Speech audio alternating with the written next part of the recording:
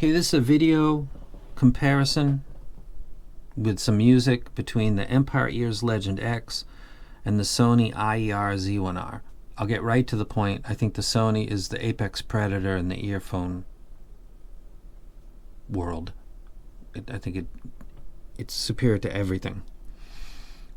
Having said that, a search of my channel by using Empire Ears and hitting the search button, you'll find, if you look carefully, 3 different types of Legend X's. The first one was black and gold. The second one was, and I moved off of that, and then the second one was a wood cap with the E's facing each other. You can see that one on this channel. And then after exchanging that for another set, I did a trade with somebody on Discord, which I was happy with, but I immediately regretted not having this in my life. Checked on the net. Japan had a gold cap limited edition, Japan only, so it said, and it just looked stunning, and it does look stunning. So while I find this to be superior in every way, I'm a huge fan of the Empire Ears, so there's no, I like this one, I don't like that one. These are both excellent. This is clearly top ranking, like S level. I'm going to start to do a Google spreadsheet.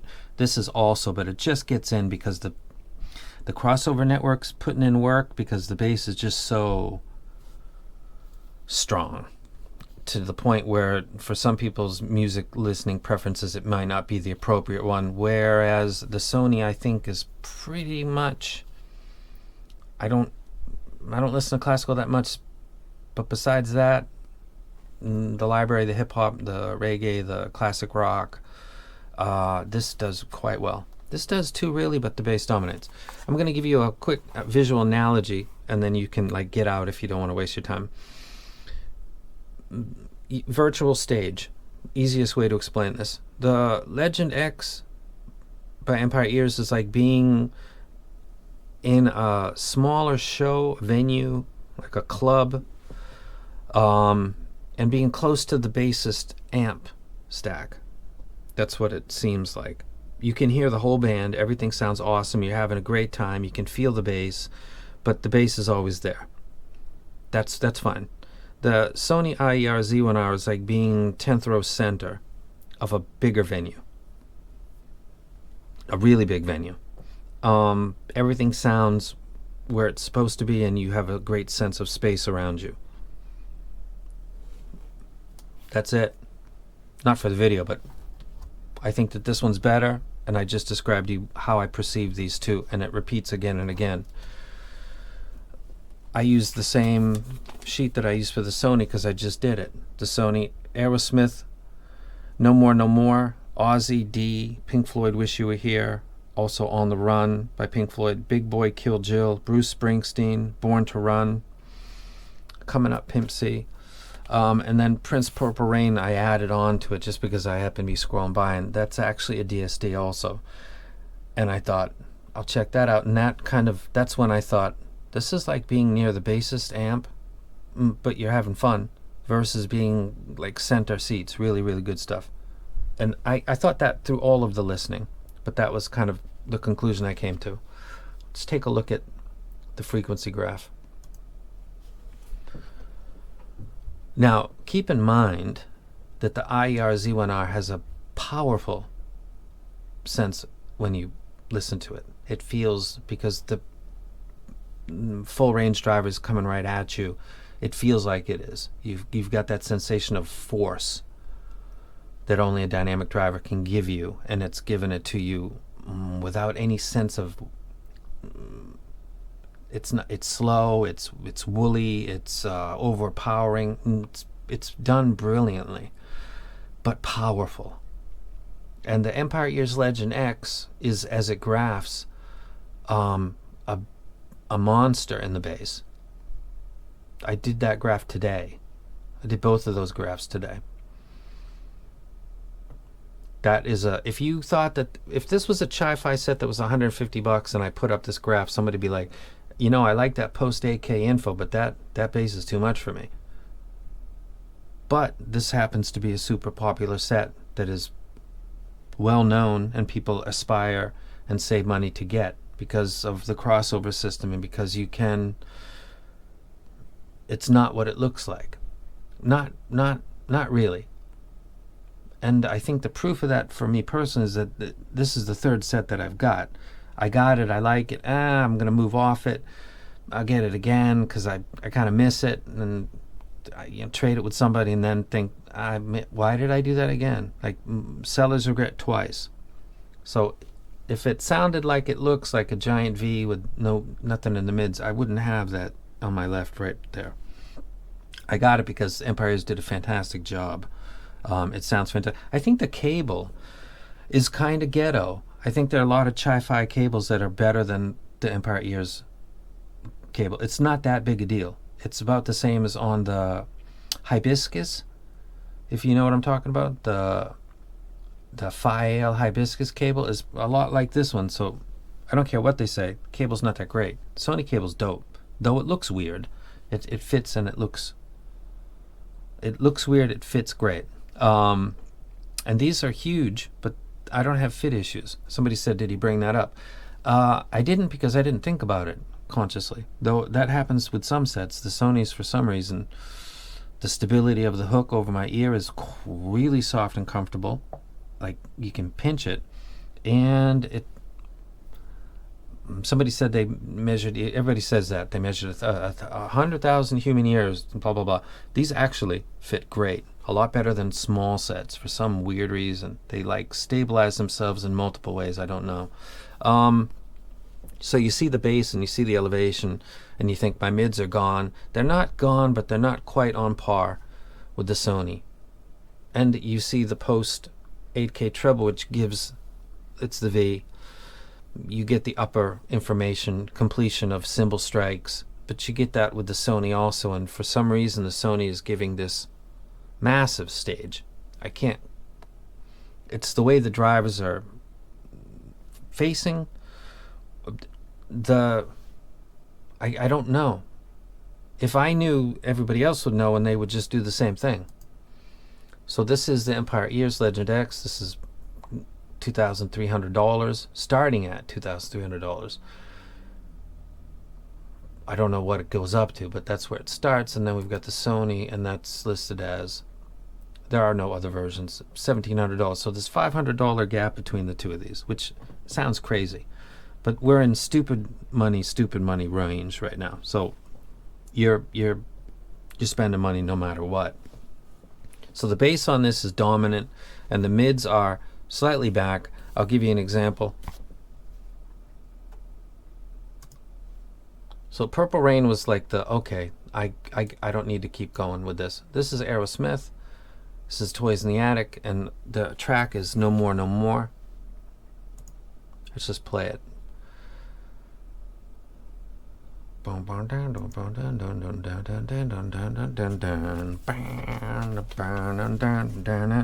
Cymbal crash at 7 seconds. At 8 seconds starts the ride cymbal. He's hitting it with like mid stick, and he's keeping time as the band comes in and they start before Steven Tyler comes in. And then the next cymbal crash is at 13.5. This is not an issue between these two. Both of them make that sound like what it is, as opposed to a cowbell, somebody hitting sticks. It sounds correct on both sets. The difference between these shows itself in the piano. The piano, the sense of the piano being slightly, just a little bit too far back, actually on this set that I love to death, seems slightly back, because the bass is so powerful. The music is so powerful. Whereas this, the piano sounds about as good as I've heard it. Remember, the piano crosses all the way across you can hear from 20 hertz, you can hear 16, 17, 18 kilohertz. The piano, fundamental and harmonics, covers that whole range. If there's a dip, you're going to hear it. A set of a piano that's mixed slightly back in its best form, if it's back because of the signature and the amplitude in that area, you're going to notice it. And I, in fact, on the cymbal strikes, I did not notice anything. The time being kept with the ride cymbal, there was no change in that, but the piano sounded just a little bit back on the Empire Ears, and it didn't sound like that on the Sony Z1R. And Steven Tyler sounded a little bit back on the Empire ears, but still enjoyable. Like I wouldn't ding it. It sounds better on this set though. So the cymbal, life and death, sounds totally normal. The piano sounds a tad back compared to that, and Steven Tyler sounds a little bit back compared to that. This is A, B, and 2 items.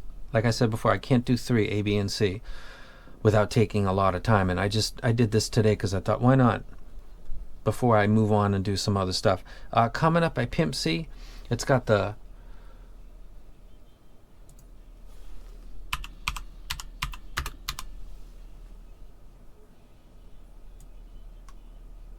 Pimp C.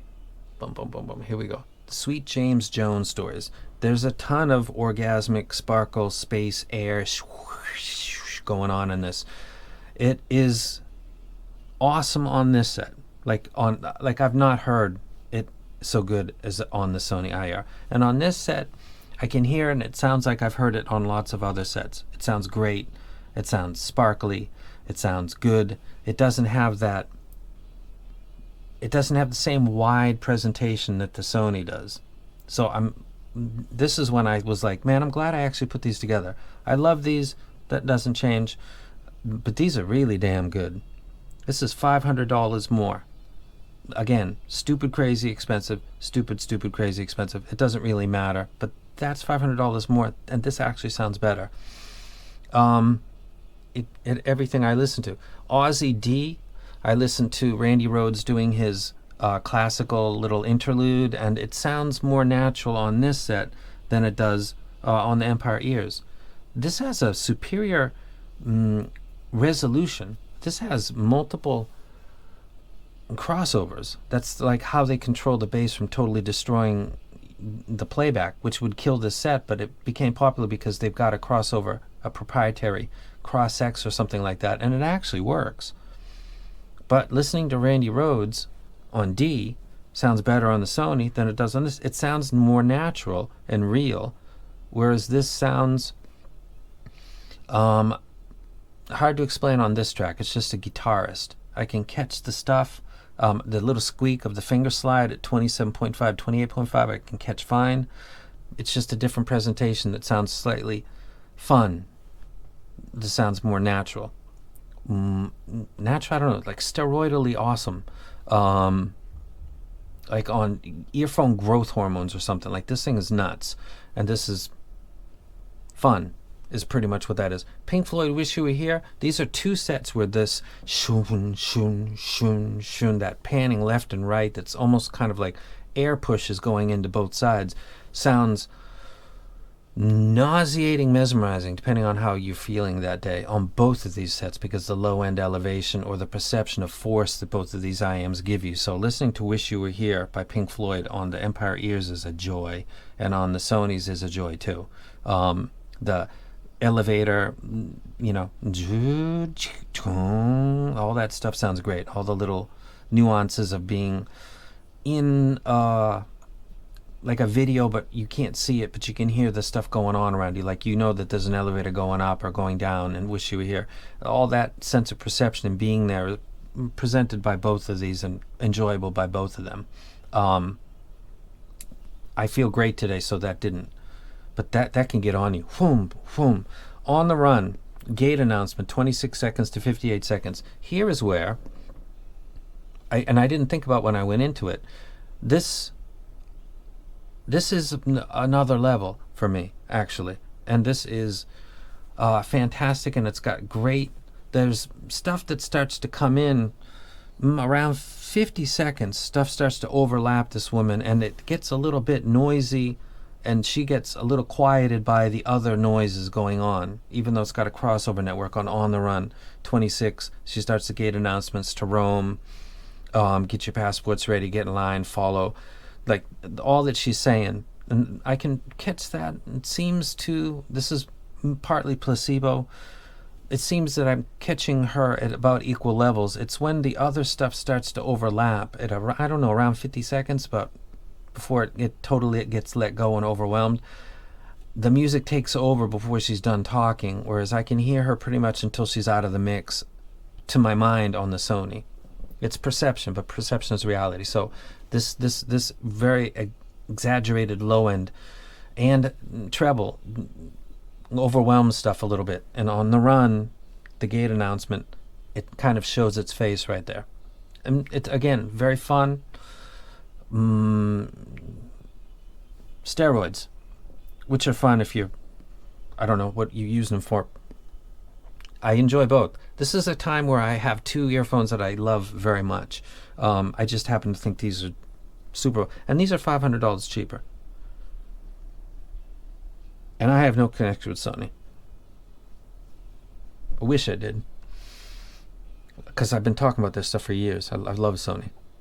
I know an engineer, and I know a retired engineer that had something to do with the development of some stuff, but I spoke too much in a previous video, so I won't say any more. But I wish I had like connections more. You know what I mean?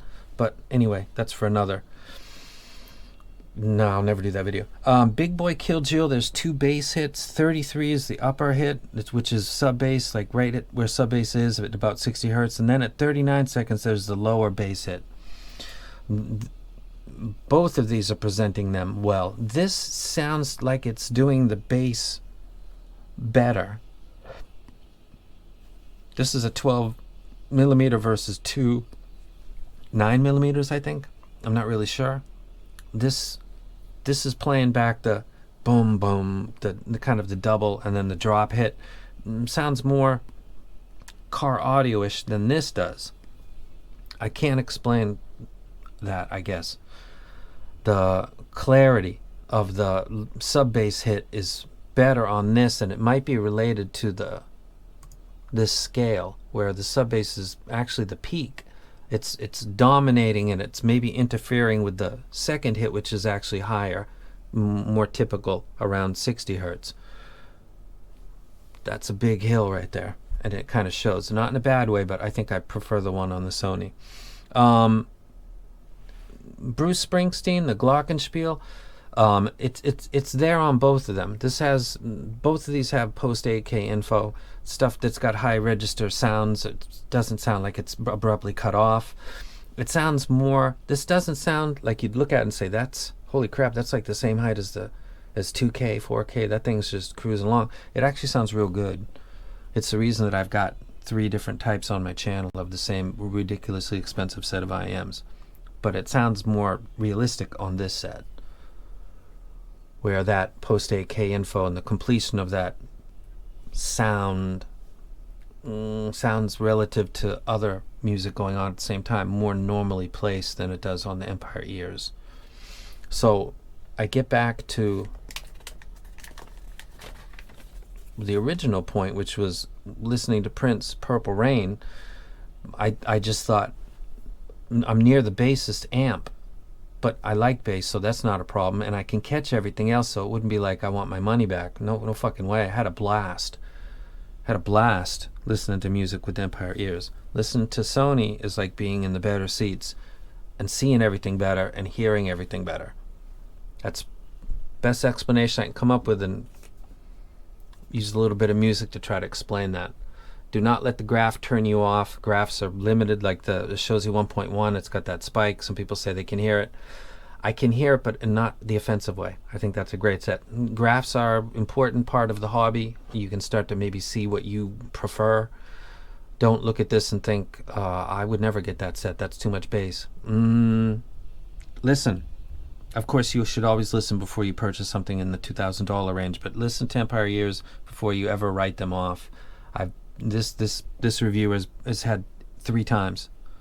I've invested a lot of money into the Empire's Legend X because I'm foolish and I thought I could let them go, and I can't. And I won't do that with these because I'll end up doing it again, and there's nothing like throwing money away. Which takes me to the final part of this review. I just segued beautifully. I never do that. This is the ZMF. The ZMF. There's like a bunch of them. I'll show you which one it is when I do the review. This is a symbol of the addiction that exists in this hobby, and I am a drug dealer selling that drug. But I can't help it. like somebody said yesterday, many people said yesterday, you can't be responsible for what other people do with their money, and it's up to them. And I agree with you, but let's agree that people are addicted and they spend more money than they should. We all do that, but I have a YouTube channel, so I need to invest for success. This set in particular I saw online and here in Japan, and it was at a ridiculously reduced price. I've opened this up and looked at it. It is like the seller's reputation was sterling, and the price, so it wasn't a novice. The price for this was ridiculous cheap, and I pulled the trigger immediately, got it.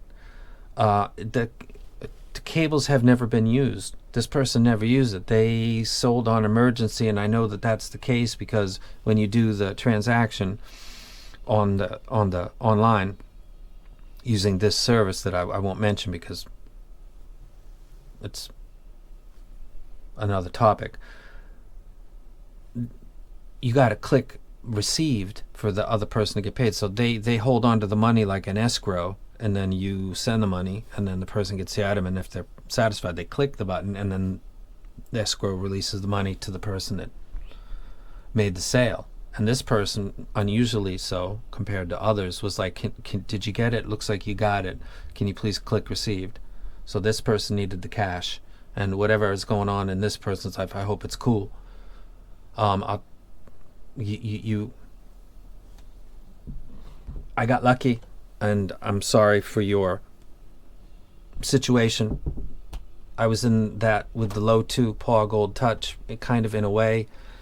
Invested money, couldn't change the language, didn't know that when I bought it. Empire Ears said, or not Empire Ears, earphones said that they would take a look at it, and then basically I was going to lose about $2,000 or $1,500. And then Music Tech, shout out to them, and Twister 6 actually rescued me, and I only lost $1,000 instead of $1,500. And then I got a low 2 that I could do English with, because low 2 was like, I won't get into that. But that wasn't like a financial panic for me, but that was felt like I was getting bent over by earphone. Earphone really gets on a lot of Japanese people's nerves because they don't have a lot of rivals, or enough, and they sometimes, I got the original set of this that came through, the box was all scratched. It was supposed to be brand new, and it got back this set 2 days later, but you know, and with low 2, and anyway, I don't know what this guy went through. I hope he's cool. I'll take good care of that. I'm going to do a review for it. Your misery is going to lead to information for other people out there that want to know about this nice ZMF set. So good luck to you, sir. And that's it. That's the Sony, and that's the Empire Ears. They're both staying. They're both awesome. Being near the bassist and having a blast at the show versus being in the good seats and having a blast at the show. That's pretty much what it is. And I'm out.